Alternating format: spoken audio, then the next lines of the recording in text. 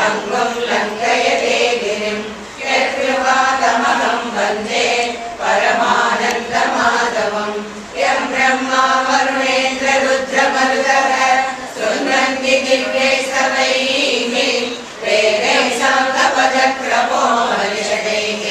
गायन्ति यं सामगाः ज्ञानावस्थिततद्गतेन मनसा पश्यन्ति यं योगिनः यस्यान्तं न विदुःसुरासुरगणाः देवाय तस्मै नमः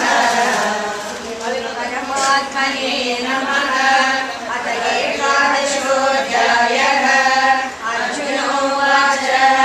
मदनुग्रहाय गुरुजमध्यात्मसंज्ञितं यत्त्वयोक्तं वचस्तेन मोहोऽयं विगतो मम श्रुतोऽस्मिस्तरसो मया कर्तकमलपत्राक्ष महाब्रह्मणि चाव्ययम् एवमेतद्यथा तत्त्वम्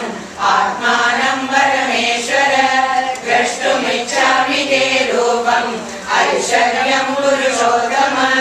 मनसे यदि तच्छक्यं मया द्रष्टुमिति प्रभो योगेश्वर ततोऽमेकम् दर्शयात्मानमव्ययम् श्रीभगवानुवाच पश्य मे पार्थरूपाणि शतशोधसहस्रशः नानाविधानि दिव्यानि नानावर्णाकृतीनि च पश्यादित्यान् वसून् रुद्रान् अश्विनो मरुतस्तदा बहून्य दृष्टपूर्वाणि पश्याशक्यानि भारत विहैनस्तं जगत्कृष्णं पश्याद्य सचराचरं मम देहे गुडाकेश यच्छान्यद्रष्टुमिच्छसि न तु मां शक्यसे द्रष्टुम् अनेनैव चक्षुषा दिव्यं ददामि ते चक्षुः पश्य मे योगमैश्वरम् सञ्जयोवाच एवमुक्त्वा ततो राजन् महायोगेश्वरो हरिः दर्शयामास पार्थाय परमं रूपमैश्वरम्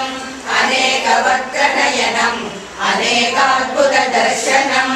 अनेकदिव्याभरणम् दिव्यानेकोद्यतायुधम् दिव्यमालाम्बरधरम् दिव्यगन्धानुलेपनम् सर्वाश्चर्यमयं देवम् अनन्तं विश्वतोमुखम् दिवि सूर्यसहस्रस्य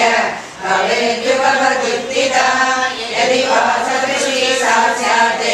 वासस्तस्य महात्मनः तत्रैकस्थं जगत्कृष्णं प्रभुभक्तमनेकदा अपश्यते